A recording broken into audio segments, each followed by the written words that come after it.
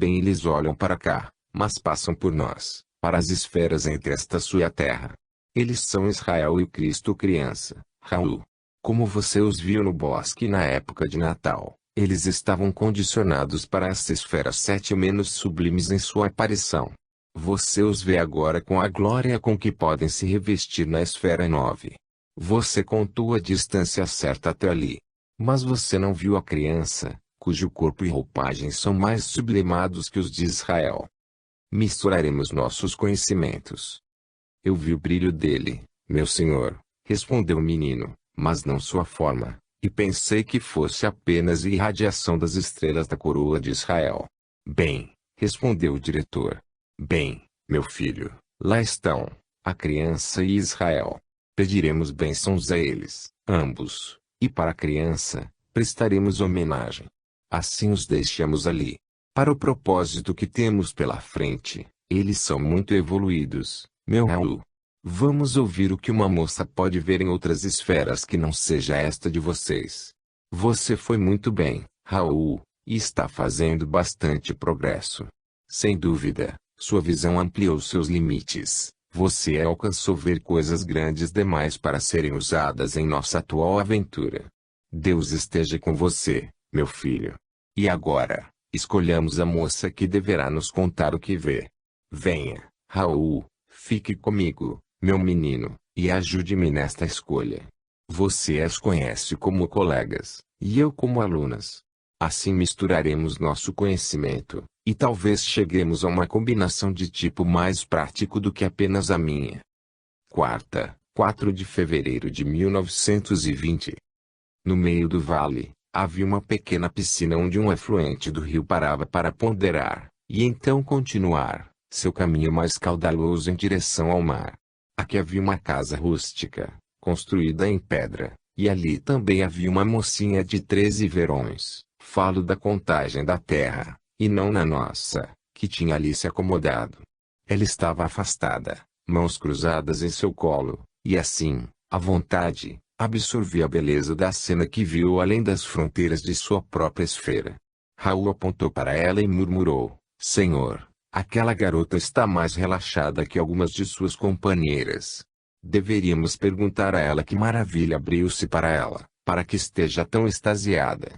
Vá você até ela, Raul, disse o diretor, e chame a atenção. Pode ser que prontamente ela venha nos trazer de sua sabedoria simples, Raul. Você está mais sintonizado com ela por causa das idades que eu. Visão interior combinada. O garoto sorriu pela genial brincadeira, e andando Márcio aproximou-se da garota. Pôs a mão em sua testa, mas não falou em voz alta, apenas pelas mentes. Quando sua mensagem de pedido alcançou a disposição dela ao cochilo, ela moveu-se, tomou sua mão dentro da dela e, colocando-a em seu colo, disse: Raul, você veio prazerosamente e também com cuidado. Seguro você assim, Raul, para que possamos nos sintonizar em um só para vermos, eu e você, juntos. Pois, realmente vejo muito claramente minha visão, mas não sou sábia para entendê-la. Por isso ajude-me, querido, já que sua idade e a minha são iguais, mas sua sabedoria anda à frente da minha. Assim estas duas crianças contaram ao diretor o que viram, ela ainda reclinada, e ele ajoelhado ao seu lado, sua mão direita presa nas dela, e as dela em seu colo. Anel, você está falando como se tivesse estado lá e os visse por si mesmo. Era você? Meu filho, mas claro. Eu era o diretor naquela hora. A história deles foi como lhe conto agora, a história da cena que eles viram juntos. Havia uma grande estrada que corria ao longo da lateral de uma floresta, e do outro lado da estrada havia um rio. Em um lugar ali, descendo o rio abaixo, havia uma larga escadaria, e dentro da floresta no lado oposto havia uma casa grande. Uma por uma, as pessoas desembarcavam dos barcos que vinham parar abaixo dos degraus. Estas pessoas subiam para a estrada e, atravessando-a, passavam pelos portões e entravam na rua, que era bordejada por uma floresta nos dois lados. Perto da casa, a rua já não tinha árvores, e a casa se estendia da direita para a esquerda, numa clareira de frente para a floresta. As pessoas entravam, algumas para casa e outras para os jardins ou para a floresta. Outras ficavam em grupos conversando. Tudo isto era muito simples e nada espantoso. Mas havia outra coisa e era o que a mocinha não podia interpretar. Era isso. O que espantou a mocinha. Nos portões estavam dois homens. Eles eram de grande força e beleza. Olhavam do outro lado do rio e, vez ou outra, um ou outro levantava suas mãos num sinal. Quando ele fazia isso vinha uma coluna de luz através das águas, e permanecia por um momento na casa, ou rua ou floresta. Sua chegada e sua saída era rápida e decisiva, como se quem a mandasse tivesse perfeito conhecimento de onde acharia seu lugar, que lugar deveria ser, e também o porquê.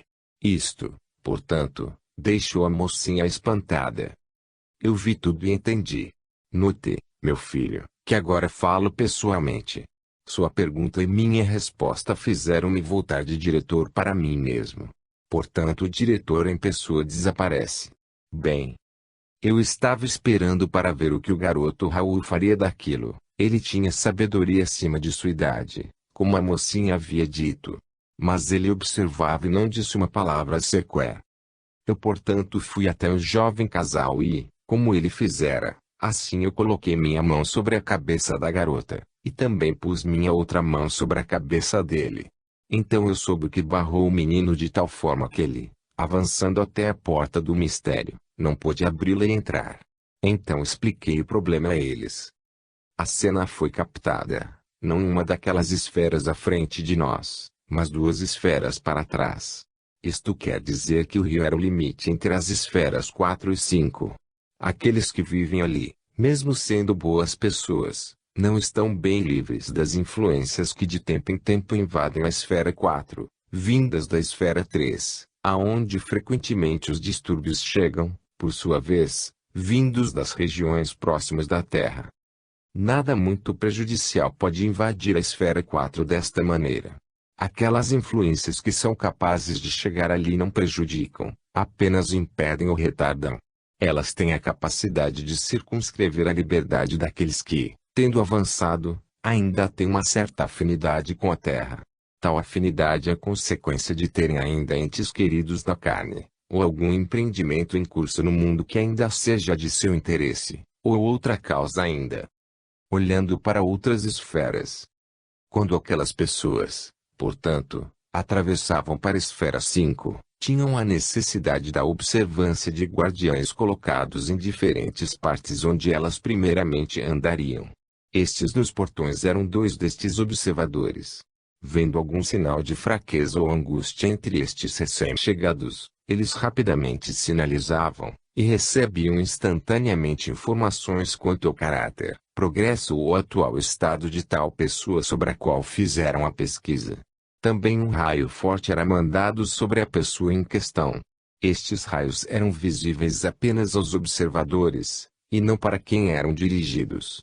Foram visíveis também para as duas crianças porque eles eram de esfera superior. Eles não entenderam transações como estas que testemunharam porque pensaram que a esfera em que olhavam era mais alta que a deles. Mas era de grau inferior que a deles mesmos. Mas como fizeram esta asneira, Arnel? Não seria fácil a eles saberem se estavam olhando para frente ou para trás deles? Claro, meu filho, com certeza. Você me questiona cruelmente, meu filho, e tem humor para me suster, como bem sabe. E você ainda está sério, quando deveria estar rindo comigo. Mas não vou mais ralhar com você. Apenas visualize nosso ambiente, não tão materialmente. Eu talvez deva contar-lhe minha história na linguagem terrena. E devo agora dizer acima, e agora para baixo, e novamente para frente e ainda de novo atrás. Mas não são adequadas para conter as mais sutis de nossas condições, como sabe.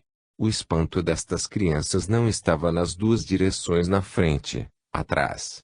Pois quando olharam para outras esferas, olharam para o infinito, ou em direção do infinito através destas esferas. Veja bem, meu filho, a operação que lhe descrevi não era exterior ao ambiente para eles. Eles não foram chamados para cima ou para longe, a esta ou aquela esfera. Está conosco, como com você, seria escolher ir por aqui ou para ali, para frente ou para trás, Como assim desejar? Mas o caminho que eles estavam fazendo agora, era por um processo diferente. Era o inverso do outro. Porque ao invés de se moverem sobre um ambiente exterior a eles mesmos, fizeram outra coisa.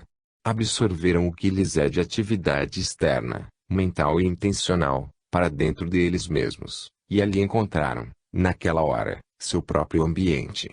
Sua ação foi, note, dirigida para dentro deles mesmos. Ali não há limites tão claros de reinos e esferas como se tem ordinariamente.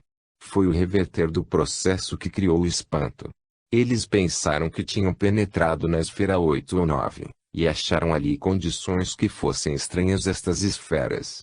Assim foi que erraram. Terça, 10 de fevereiro de 1820. Outra experiência em criação. Bem, tudo foi instrutivo, e foi registrado para que estas crianças pudessem receber de seus pretores, depois, algum conhecimento através de ensino objetivo.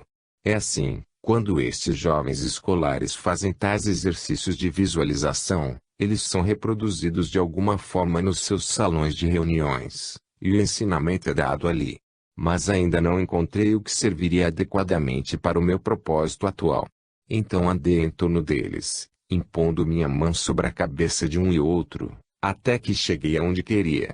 Havia 3 deles sobre quem pairava uma formação de névoa cuja coloração era diferente da dos outros, mas bem próxima. Suas auréolas, é isso? Não precisamente. Isto não era um ingrediente permanente de suas auréolas, mas um acréscimo puxado por eles daquele ambiente no qual penetraram pela visão. O instrumento que eles usaram para este fim foi o halo. A névoa era de uma substância parecida, mas não idêntica. Foi um fenômeno transitório que, em as crianças reassumindo a normalidade, automaticamente gravitaria para sua própria esfera da qual havia sido puxado. Chamei a mim estes 13, o resto do grupo estando completamente desperto e atento, falei a eles, desta forma. Minhas crianças, nestes 13 eu encontrei o que nos servirá agora para nosso exercício da ciência criativa. Eles visualizaram a mesma cena juntos. Agora devem reproduzi-la e, quando assim eles fizerem, vocês devem agregar sua vontade à deles em uníssono. Sejam sérios em suas atitudes, minhas crianças, e façam as coisas tão perfeitas quanto possam. Convidei estes 3, portanto, a tomarem seus lugares no círculo, um em cada extremidade de um triângulo. Então começamos a trabalhar, o círculo todo concentrando-se sobre o foco onde fiquei, no centro da clareira. Conto a você, em seguida, o que aconteceu na ordem certa e nesta sequência. Ali elevou-se sobre mim uma nuvem que gradualmente se condensou, até que assumiu propriedades maleáveis de substância. Vagarosamente o topo tornou-se mais denso e mais opaco e aí, do topo, a massa de nuvem caiu em 8 correntes até que atingiu o solo, quando então, continuando o processo, cada uma adensou-se até transformarem-se em 8 pilares sólidos eretos, suportando o domo acima. Embaixo de meus pés senti o chão subir até que estivesse no nível de 1,5 pé acima do chão deste pequeno pavilhão. Aqui ficou e, olhando para cima, vi que aquele domo era agora de ouro por dentro, e com 5 pés acima além da minha cabeça. Anel como cavaleiro grego. Não era minha ideia inicial, quando os pus a trabalhar, que eu me transformasse em estátua elevada num pedestal. Não. Mas, quando os 3 foram colocados num triângulo, logo senti uma mensagem circulando em torno do círculo e então centralizada em mim. O que ela dizia era: fique firme, bom anel, onde agora você está. Nós temos um uso para fazer de você. Dê-nos, portanto, este prazer. E então estes jovens palhaços acrescentaram, graças a seu humor, não vamos machucá-lo, gentil Arnel, enquanto estiver o firme e o destemido. Trataremos carinhosamente de você, por nosso amor a você, bom Arnel. Este é o jeito deles, meu filho. Pegam um velho para ensiná-los a ciência criadora, e então protegem-no maternalmente na primeira oportunidade que aparece. Algumas vezes fico pensando se não sou aficionado demais para conduzi-los ordenadamente. Mas ainda, meu filho, novamente penso que o amor é tão forte que não se pode errar muito se for usado em excesso. E duvido que o nosso pai, e o deles, ama-os menos um pouquinho, só pela brincadeira. Mas, por isso ou por aquilo, assim foi. Acabo aqui com meu paurar e continuo com minha história. Mas foram muito doces, estas crianças, e tão maravilhosas também, tanto dentro como fora deles. Mas de novo isto não é a narrativa. Continuando.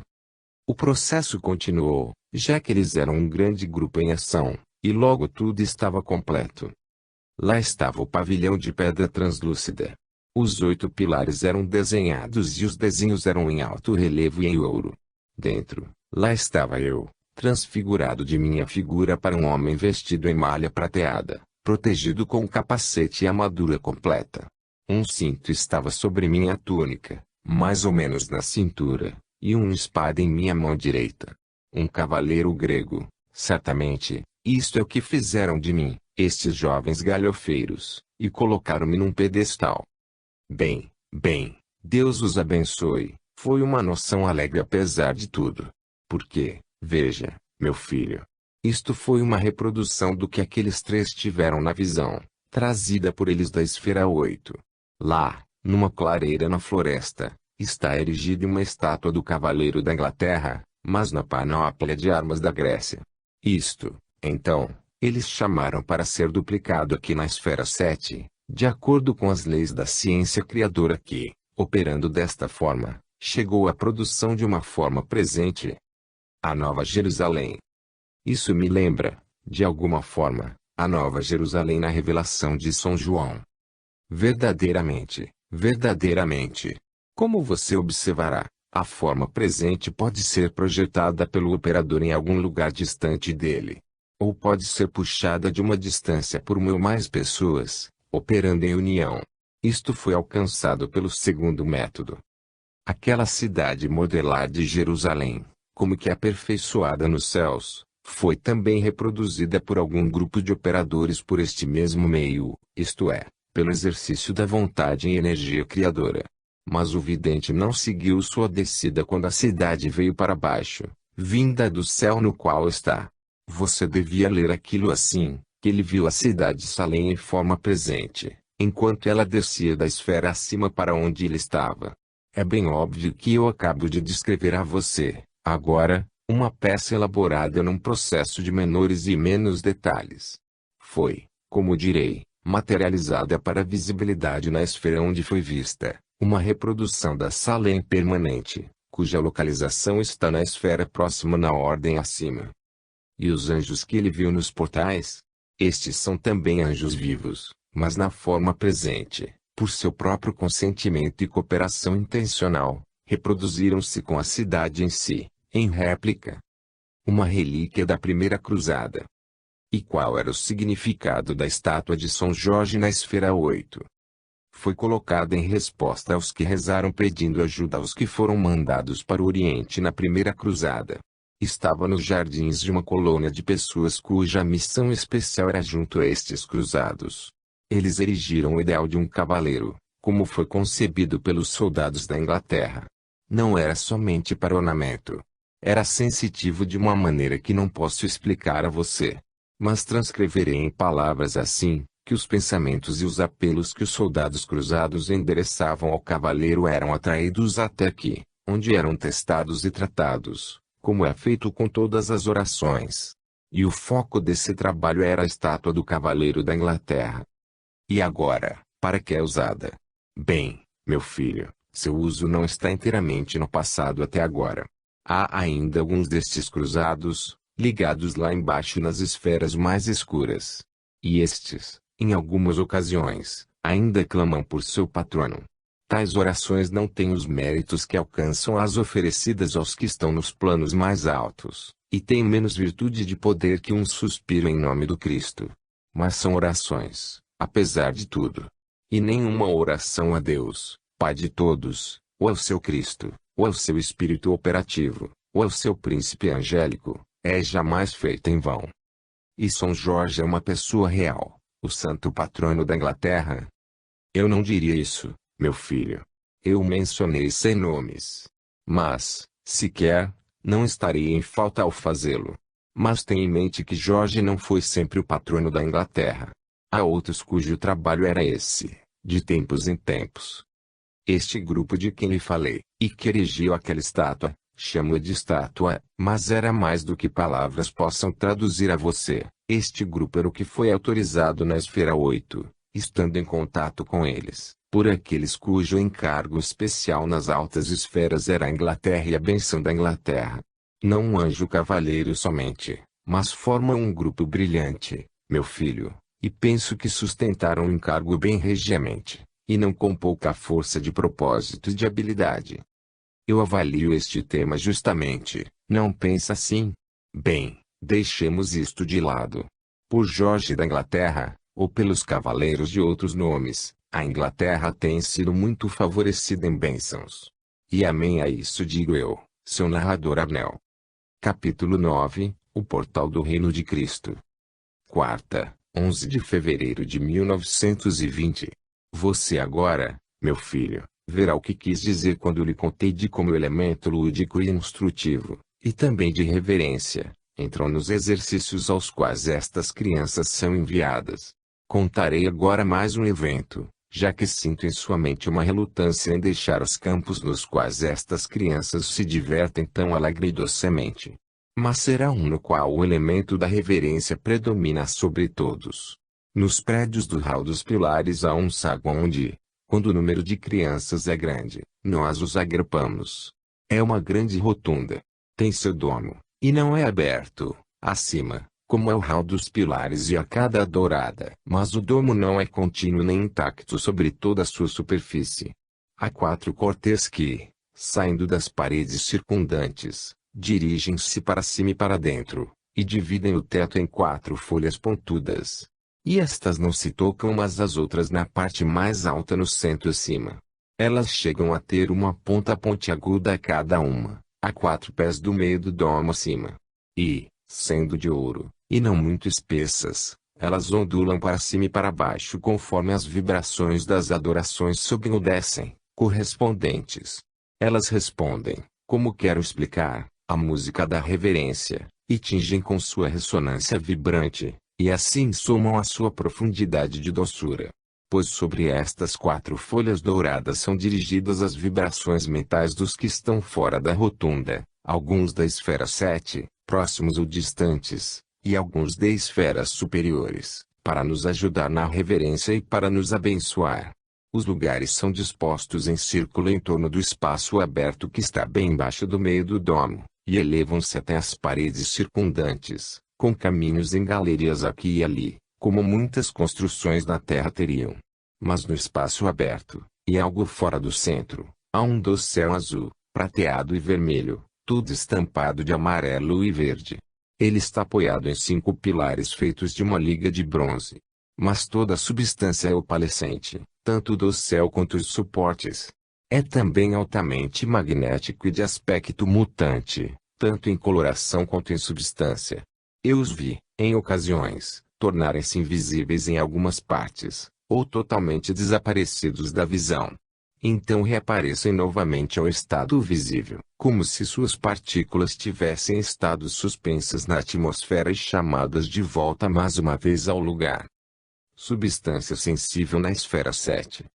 Meu filho, paro para responder alguma dúvida surgida em sua mente. Não seja curioso em prover aos que indevidamente exaltam o que é o material. Transcreva sem hesitação o que lhe coloco em sua mente. Pode ser encarado com desprezo por aqueles que ainda estão imersos profundamente na matéria. Mas há outros que realmente compreendem tanto destes reinos, que não colocarão tudo de lado, mas raciocinarão sobre isso, se talvez puderem receber instrução sobre quais leis dominam isto que, para nós, é como é a matéria para vocês. A substância das coisas nestes reinos é de conteúdo mais vivaz que na terra. É menos inerte e mais próxima de uma sensibilidade que vocês veem na vida vegetal. Tanto é assim que, sem dúvida, é capaz de responder às vibrações de nossas vontades, assim como tornar-se dotada com o que na terra estaria na vida animal e quase de movimento consciente. Resume-se em se dizer que, ao habitante da terra, vendo alguma de nossas operações com a substância básica dessa esfera, ele certamente gritaria: está vivo. Não é assim nas esferas próximas da Terra. Falo agora da esfera 7 somente. Agora, estando as crianças agrupadas ali, tudo estava pronto. Portanto, dos 4 portões colocados nas paredes correspondentes às 4 folhas do domo acima vieram seus professores, em torno de 100, mais ou menos. Eles foram ao espaço circular e fizeram uma roda, olhando para fora, em direção às crianças. Quando tomaram suas posições desta forma, veio e ficou embaixo do palio sua líder, uma mulher, e perto dela ficou Ofere. O Ofere já lhe contei quem é. Como deveria contar-lhe desta outra? O anjo manda as crianças da esfera 7. Desculpe-me, Arnel. Sentaremos novamente amanhã. Terça, 12 de outubro de 1920. Uma interrupção das mensagens. Nota explicativa. Pelo reverendo Gevalho, antes de reassumir meu trabalho, sinto-me na obrigação de explicar por que as mensagens cessaram tão abruptamente em 11 de fevereiro. O nome do anjo mãe das crianças foi dado a mim como sendo Afrilda. Eu me recusei a transcrevê-lo, já que duvidei de sua autenticidade. Pensei que o meu processo mental estivesse interferindo e tivesse se miscuído entre meus comunicadores e minha mão. A razão de minha dúvida foi esta: o nome Afrelda é aquele pelo qual conhecemos a mãe de minha esposa, que havia passado para lá há uns 15 anos atrás. Eu não acreditava que ela pudesse ter atingido tão alta posição quanto a mensagem parecia querer dizer. Eu, portanto, interrompi as comunicações com a promessa de sentar-me novamente na noite seguinte. Eu mantive esta promessa, mas nada aconteceu.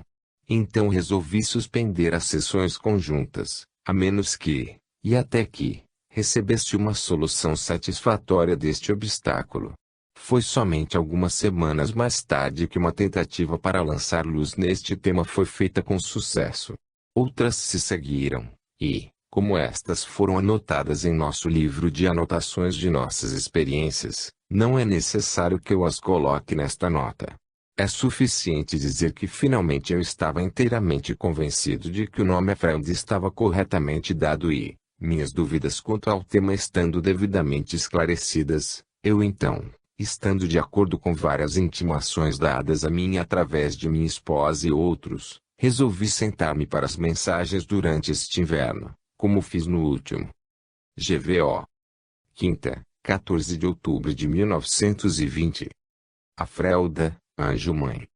Se o Ofere era a força e o poder incorporados, então esta outra era a doçura incorporada. Ela emanava para a atmosfera um sentido de graça, perfumado com humildade e santidade.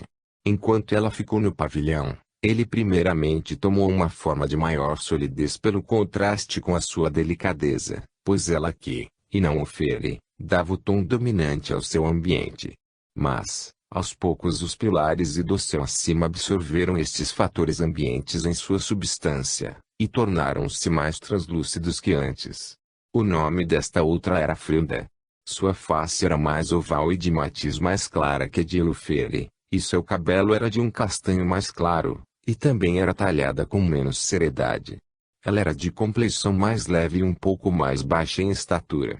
Enquanto elas ficavam ali em silêncio, o círculo de mulheres, mãos cruzadas no colo e olhos velados, entraram em êxtase pela meditação. Então lentamente elevaram-se do chão até que ficaram acima do dossel. Então vagarosamente dividiram-se, até que formaram-se 3 círculos concêntricos em cima, e o menor em diâmetro foi disposto exatamente sobre o dossel. Conforme sua disposição tomou esta tripla forma, suas roupas mudaram de coloração. O círculo maior era dourado, o do meio prateado e rosa, e o mais baixo azul. Isto feito, Afrelda elevou sua mão, e as crianças começaram alegremente uma música e, conforme cantavam, ali formou-se sobre os 3 círculos uma nuvem de luz tinta de rosa que, subindo, tocou as folhas douradas acima, que vibravam em resposta à melodia e lentamente elevaram-se como pétalas de uma flor aberta à carícia do sol, até que ligeiramente curvaram-se para dentro, deixando um espaço aberto sobre a arena abaixo.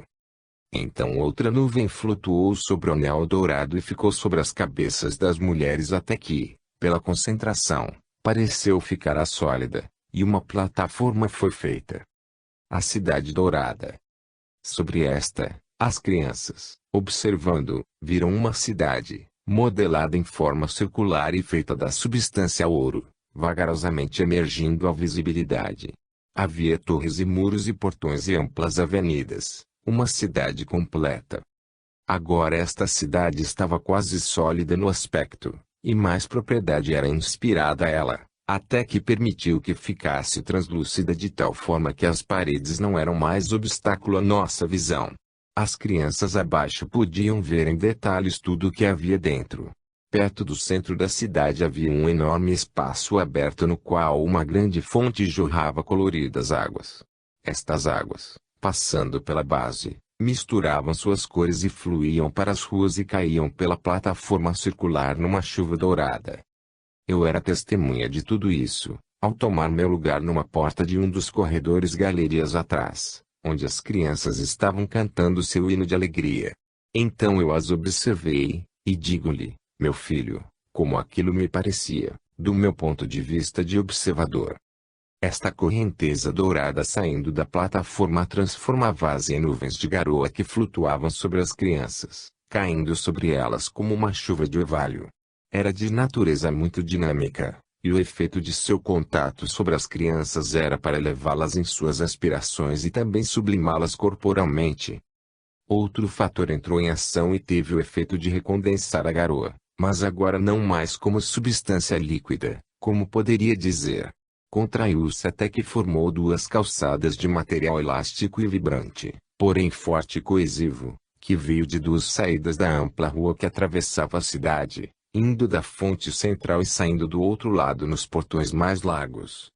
Assim estes caminhos em galeria esticaram desde o lado oposto da plataforma onde estava a cidade, assim como sua base, até bem na arena diante das crianças em círculo. Eu estava muito interessado em ver o que sucederia, e também as crianças. Mas algumas das mais velhas, como pude observar em suas faces, traíam o fato de que já tinham sido escolados nesta parte do que participariam. Estes irradiavam sua alegria pela surpresa e maravilhas que apareciam na face dos menores, ficando orgulhosos, sem dúvida, de sua superioridade em sabedoria e idade.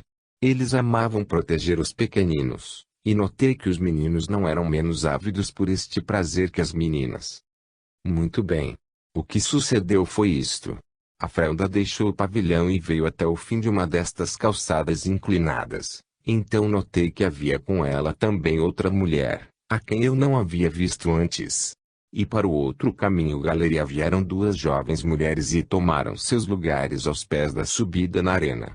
Então as quatro começaram a subir e, conforme subiam, as crianças ficaram em filas atrás delas e seguiram-nas para cima, através dos dois grandes portais da cidade. Uma nova aparência de distância. Preciso parar por aqui para explicar algo, se for capaz. Repare, meu filho, tudo isso foi encenado na esfera 7, como numeramos as esferas nestas mensagens. Agora o elemento básico da matéria terrestre é o éter, como vocês o nomearam. Mas a substância básica da qual a matéria da esfera 7 é feita é de uma textura muito mais sublimada, e tem propriedades de manipulação que não entram na matéria do universo de vocês. Assim aconteceu que, embora toda a cidade ficasse espacialmente dentro do hall, tinha propriedades de distância que eram bem reais, mas não normais naquela esfera. Eles ficaram infusos numa esfera superior que também dera gênese à cidade em si. Bem. Então, as crianças, entrando na ampla avenida e continuando em direção ao espaço da fonte, apresentaram-se à minha visão. Enquanto isso fiquei na galeria perto da parede do prédio, e uma aparência de distância foi aumentando sempre, à medida que eles continuavam afastando-se de mim. Eles ficaram visualmente menores, exatamente como seria se tivessem se afastado milhas em campo aberto. Vejo que a palavra ilusão toma forma em sua mente. Mas, não, meu filho, não é bem o que você entendeu como ilusão de óptica, a qual gradualmente depende da lei da comparação. Não foi isso, Foi uma qualidade não normal da esfera 7 que desceu sobre os que estavam nessa esfera, transmutando-os na aparência de seus corpos até uma condição não normal a eles ordinariamente. Sinto muito, meu filho, não posso atingir mais porque não tenho registro mental armazenado em você para que pudesse acomodar meu propósito. Transmutação espiritual. Então a dupla procissão encontrou-se no espaço aberto na fonte e, misturando-se, passou como uma só coluna pelo portal de um grande prédio. Era muito belo este templo, muito brilhante com as luzes das esferas acima e, portanto, mais brilhante que todas as coisas em torno. E sobre o portal através do qual a procissão passou estava escrita a legenda de seu propósito, isto é, o portal do reino de Cristo. Li isto e entendi então o significado de tudo o que tinha visto. Estas crianças foram chamadas juntas, foram borrifadas com a coroa dourada de sua graça para condicioná-las para sua presença, e agora foram para sua esfera para prestar a ele sua reverência, e para receberem dele suas bênçãos. E certamente foi assim como escrevi, já que a cidade toda, gradualmente, reassumiu sua condição de invisibilidade e saiu de minha visão com todas aquelas mulheres e crianças, e ninguém mais era visto. Você quer dizer que o grande hall, no qual eles estiveram, era uma espécie de vestíbulo para a esfera do Cristo? Eu não diria desta forma, meu filho. Preferiria dizer que foi uma espécie de veículo de transmutação. Não fui com eles, subindo aos seus acima. Eu, então, não digo transporte, mas transmutação. Porque ele desapareceu de minha vista e, isto feito, eles também não mais foram vistos. Eu sabia que seu condicionamento para o ambiente da esfera do Cristo começara na rotunda, foi completada no templo diante do qual a fonte jorrava. Aquela fonte, como outras que conheço nas diferentes esferas, tem sua fonte na esfera do Cristo, e era carregada com sua graça e poder. E como as crianças e suas líderes voltaram para a esfera 7 de novo, Arnel, vieram ao longo de um dos rios que atravessam a atmosfera destas esferas. Imagine um canal, ou um rio, de um líquido correndo através de um fluido como o cinturão da atmosfera sobre a Terra. Há uns condutos de substância feitos mais densos que a atmosfera dos céus por precipitação. Estes são feitos e dispostos por certos estudantes de química nas esferas mais altas conforme aparece uma ocasião. As crianças foram mandadas para casa em barcos ao longo de um destes rios, e aportaram em um lago da esfera 7 aonde dava este rio. Lembre-se, eles eram crianças, muitos um pouco maiores que bebês, e a eles foi dado o que mais lhes agradaria. Eu os vi em sua chegada pela água e testifico a você, meu filho. Suas faces gorduchas estavam iluminadas por sorrisos. Eu tinha como ter uma ideia de suas aventuras, já que muitas correram para mim gritando sobre seus fatos maravilhosos e de muito deleite. Mas todos tinham um semblante recatado em amor e reverência quando falavam da maior de todas as belezas e maravilhas, pois eles tinham visto a criança em sua própria casa. Terça, 19 de outubro de 1920. Austeridade, beleza e doçura. Lá, naquele grande espaço, ficou comigo mais alguém deixado de lado. Wolferi sentou-se no degrau do pavilhão, silenciosa e em profunda meditação. Não me aproximei dela, não, confesso a você, meu filho, eu também estava muito extasiado pela beleza do que tinha acontecido desde que entrei ali. A inocência e a doçura destas queridas crianças foi acumulada na pessoa de seu anjo-mãe, e tudo se dissolveu da substância para a memória. Para os que são como eu, a conversação virginal estava entre estas pequeninas flores de reino do Senhor Cristo. Era como tocar de uma oitava da harpa de algum grande anjo, e meu lugar no diapasão mais profundo parecia não combinar com suas belezas mais etéreas em harmonia. Sua música soava lá em cima. A minha era básica e agregada a alguma escuridão das esferas mais baixas em seu timbre mais sombrio. E contudo, meu filho, ninguém é mais belo apenas pelo contraste com alguém, mas por atingir tonalidades pela mistura. Isto pelo menos me conforta, por causa de minha idade mais avançada. E uma coisa mais, um homem bonito é uma alegria para aqueles que observam seu semblante, mas a prata precisa ser muito bem polida. para que sempre seja possível observar prazerosamente seus atrativos plenamente. E assim é com estas pequenas ovelhas de nosso pastor. Os de mais idade podem gostar de levar em conta a sua doce ternura, enquanto que eles mesmos nem percebem o quanto doces e ternos eles próprios são. Sua mente não se apresenta plácida com as minhas palavras, meu filho. Mas saberá um dia que nós, que descemos as profundezas para fazer o recolhimento de almas, não o fazemos sem nos ferir. Preste bem atenção a isto, para saber que nossas feridas têm ainda uma beleza própria. Nós que tivemos ferimentos na grande batalha e aqueles pequenos cujas feridas são luz ou nenhuma, somos ele em sua variada riqueza de conteúdo espiritualmente. Eu vi criança, e o vi como real capitão nos confrontos com os poderes das sombras dos mais profundos infernos, austero e inflexível, e muito grande em seu papel, e não sei em que desempenho ele era mais magnífico. Sim, ele é para elas e para nós como um bem. Mas agradeço a você, meu filho, pois aquela sombra de tristeza toldou seu espírito quando respirei no espelho de sua mente com o hálito de meu suspiro por um momento.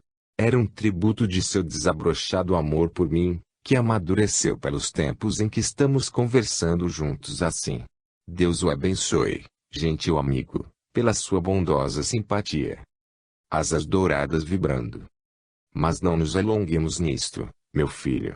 Porque há trabalho a fazer, e o trompete rompe o véu e permite ver as esferas abaixo, e devemos ir para lá, já que há trabalhos sobre quais devo lhe contar, pois esta é a pauta que me foi dada no conselho. E eu a aceitei, devo cumpri-la. Basta apenas que eu não seja lento neste tema. Pois lá estava Unfere, aquela rainha indômita de rara força, sem dúvida tecendo pensamentos tão desanimados quanto os meus. Mesmo assim, entretanto, ela se levantou e chamou-me para perto, acenando suas mãos. Quando me aproximei, ela apontou para onde as 4 folhas ainda estavam levantadas, deixando o espaço exterior exposto aos nossos olhos. E ela disse: Bom Arnel, elas são muito encantadoras, estas grandes asas douradas vibrando ali como se fossem levantar e flutuar na companhia de quem, há pouco, esteve movendo seu brilho amplo com emoção de sua música alegre. Penso que são muito lindas, estas aqui. Logo percebi que sua mente não estava focada na visão daquelas folhas, mas alcançava um raio mais distante. E pausadamente chegou a isso, pois disse: Mas, meu amigo, poderia bondosamente olhar adiante e dizer-me se os vê, aqueles pequeninos, e suas madrinhas, onde estarão eles com seu encanto? Você os vê, Anel, e o que estão fazendo onde estão agora? Mas eu não pude ver nada. Realmente olhei para cima através do buraco acima e penetrei nos espaços afora, esforçadamente. Nada pude ver, e eu disse isso a ela. Maternidade agitada.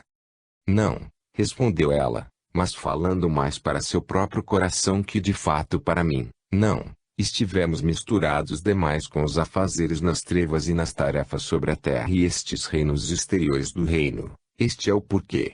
Mas aquilo de materno em mim, que me agitou nas épocas idas e passadas, ainda está em mim.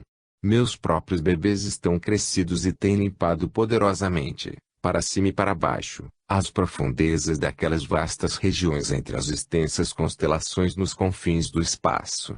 Não tenho mais pequeninos como estes mais, há tempos. Mas meu colo está pronto para conchegar cabecinhas castanhas claras, e estas minhas mãos que romperam férreos poderes muitas vezes, abraçá-los-iam profundamente, muito carinhosamente. Bem, um dia meu atual trabalho concluirá por estas mesmas mãos, e então talvez um descanso ser-me-á dado, e terei para mim um bando destes pequeninos. Então, ela não terminou seu discurso. Ela continuou num tom monótono e depois ficou em silêncio.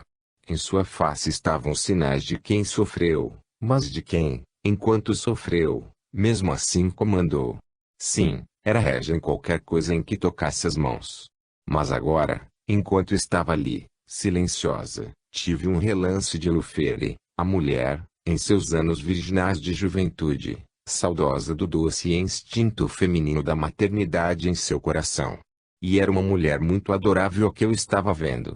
E contudo, quando o filme das épocas passadas saiu de diante de sua face e ela tornou-se mais uma vez Wulfere, a líder e a realizadora de tantas coisas, pensei o quanto graciosa ainda era. Segunda parte. Os planos exteriores do céu. Capítulo 1. O poder de Wulfere subjuga uma rebelião. Quarta, 20 de outubro de 1920. Penso que não eram menos de 10.000, ou aproximadamente isso, o número dos que se agruparam abaixo das escadas diante da Casa das Ordens. O Wulfere tinha seu posto sobre o topo da escadaria, e esperava enquanto chegavam a algum acordo, pelo qual poderiam apresentar diante dela seu apelo comum. É assim na Esfera 3, já que aqui não estão completamente afastados das influências da Terra, estando apenas 2 estágios adiantados além dela, e este avanço não é tão grande para resultar em um acesso a um poder maior para educar certos elementos de fraqueza. Não é apenas um progresso para a frente, mas uma preparação para o tempo em que o chamado lhes seja feito para seguirem em seus caminhos. Assim, é por isso que a Esfera 3 é dividida em muitos departamentos de pessoas, cada um com uma linha especial de treinamento. Muitos dos que são admitidos nesta esfera precisam passar por muitos deles, e alguns por todos eles. É a esfera que ainda é muito sensível à Terra e aos pensamentos dos que ainda lá estão encarnados, porque, primeiramente, é pouco afastada. Em segundo lugar, muitos dessa esfera têm amigos ainda na vida terrena. Entre estes e aqueles há muitos sentimentos correspondentes, apesar de que nem são muito claramente capazes de entender a causa de tal efeito, nem onde nem como chegam a eles. Bem, em um destes departamentos Wulfere foi colocada, e esta Casa das Ordens era de onde os direcionamentos eram enviados como obrigações a serem cumpridas por aqueles daquela colônia em particular. Mas nem sempre estavam contentes em levar adiante tais tarefas que lhes foram dispostas, e aqui estavam, neste momento, 10.000 deles para nos dizer por quê. Sua Senhora estava sozinha no topo da escada, e nós do grupo, em número de 21, estávamos juntos abaixo do pórtico cujas arcadas uniam-se acima de nós, mantendo-nos afastados de alguma forma, não sendo vistos pela multidão. Reclamação e desafio. Finalmente ela lhes falou desta maneira: agora que se aquietaram um pouco, minhas crianças, eu gostaria de conhecer a sua parte e, quando acabarem, tentarei ajudá-los. Contenham-se, portanto, enquanto estes tentam dizer-me que está errado. Então ao topo da escadaria veio um alto e agradável homem, e ficou ali por uns momentos, afastado de seus companheiros. Depois disso, levantou a cabeça e falou com ela. Nós viemos até a senhora para colocar o que sentimos estar, não só errado, como também injusto. O que sentimos estar errado é que a senhora, uma mulher, seja colocada acima de nós que não estamos acostumados a uma liderança como a sua, porque temos seguido a liderança de homens, e também de homens que foram eleitos por nós para nos liderarem e, mais ainda, para nos liderarem no caminho que nós mesmos indicamos. Esta é a nossa reclamação em primeira forma. É o que chamei pelo nome de erro. A injustiça que atenta dolorosamente nossa paciência, madame, é que não fomos escolhidos para melhores locais.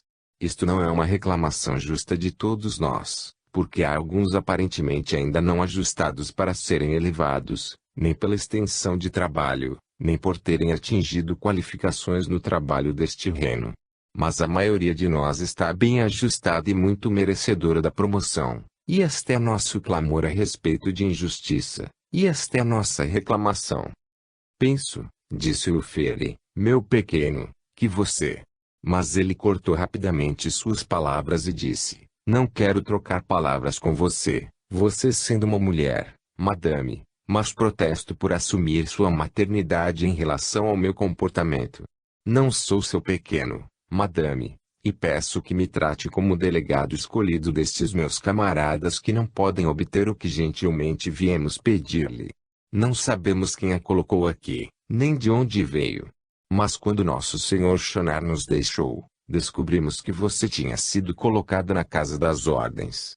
Portanto, é por isso que viemos a você, esperando falar claramente. Mas somos homens maduros e capacitados, e com vontades todas nossas para usarmos. Se conseguirmos o que queremos por sua vontade, tudo estará bem. Se escolher não nos ouvir, e se eu escolher não ouvir, sim, madame, peço sua resposta, e espero que elabore esta resposta sabiamente. Responderei a você, meu pequeno, disse ela, e eu não uso o termo de forma indelicada. Você é delegado de seus companheiros aqui, e é um dos mais fortes de todos. É por isso que escolheram você para falar comigo. Sua força de vontade e de mente não é pequena, e isso é bom. Mas você as usa com falta de humildade. Pelo seu próprio bem, mas mais pelo bem dos que estão atrás de você, a quem você está enganando. É necessário que eu lhe mostre o limite de seus poderes. Uma criança que precisa de liderança sábia. Ele ficou parado. Mas ela olhava para baixo, diretamente sobre ele, nem seriamente nem brava, mas quase casual. E, contudo, eu logo vi sua face ficar intranquila, e uma sombra de espanto passando por ela, e então um leve tremor de medo. Então, ele subiu os degraus, um por um, muito lentamente, e finalmente posicionou-se diante dela. Ela então falou às pessoas: meus pequenos, disse, se eu os chamo assim, vocês têm o direito por sua vez de saberem que tenho força para governar vocês, e guiá-los como uma mãe poria ordem em sua família de bebês. Este homem é o seu líder escolhido, e nisto mostraram sabedoria, porque realmente ele é o maior entre vocês todos. Mas ele não está, de jeito nenhum, ajustado em todas as partes. Eu, portanto, vou mostrar a ele e a vocês que ele é para mim, como vocês são, uma criança que necessita de liderança sábia para que possa seguir seu caminho sem infortúnios. Então ela se voltou para ele e colocou suas mãos em seus ombros e, assim que fez isso, ele se tornou mudado em seu aspecto. Seu cabelo ficou branco e seus joelhos começaram a falhar. Suas roupas ficaram de uma tonalidade pálida, e seus olhos parados e com olheiras. Ela tirou suas mãos e falou a ele, sem deixar de ser gentil: e agora, meu pequeno, considera-me forte e poderosa, e seguirá minha orientação. E numa voz fraca ele disse: madame, a senhora é o que diz ser ajustada para nos liderar. Mas não a seguirei por sua ordem. Reconheço a mensagem de sua mente sobre mim, madame, irei para onde me aconselhar ir, madame.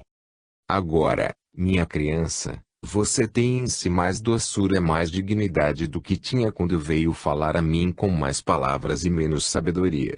Você já vê que é bom que trilhe o caminho que já fez mais uma vez, mas desta vez mais cuidadosamente. Por esta razão seu progresso será acelerado. Portanto, de coração, vou mandar-lhe minha vontade e de meu poder, e quando vier novamente a mim, será capaz de me ajudar no governo destas pessoas, e valorizarei seu serviço. Ele ajoelhou-se diante dela, e ela impôs suas mãos sobre sua cabeça inclinada com longos cabelos grisalhos.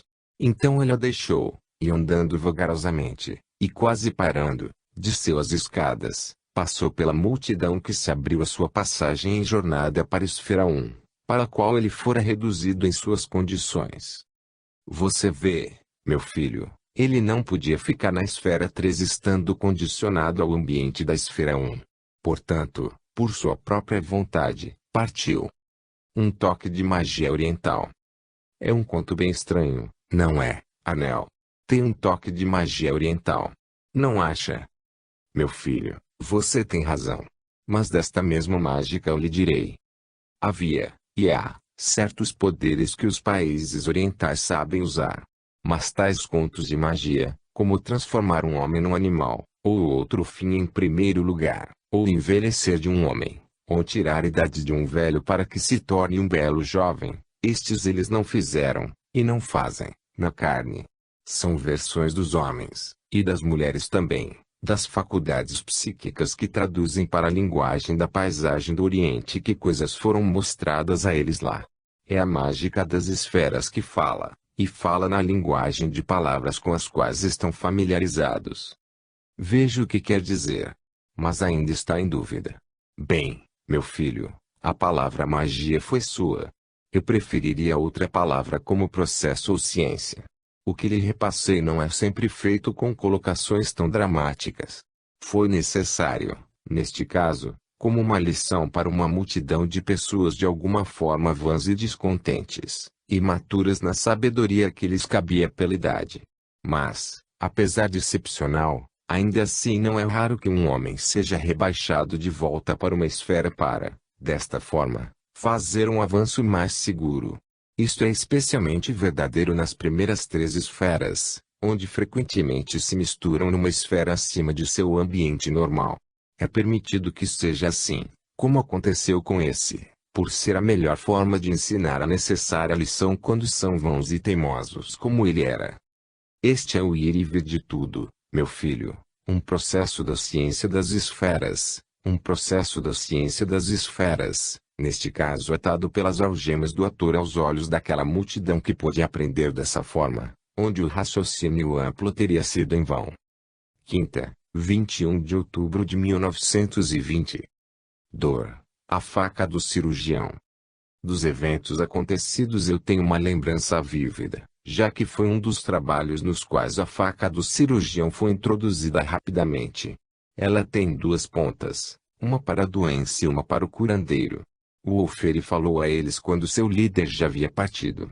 Ela disse, nas esferas mais altas, minhas crianças, a sabedoria é de tal qualidade que capacita o líder e os seguidores a trabalharem em harmonia. A dominação do líder não é percebida, já que ambos estão sintonizados, um ao outro, em amor e confiança.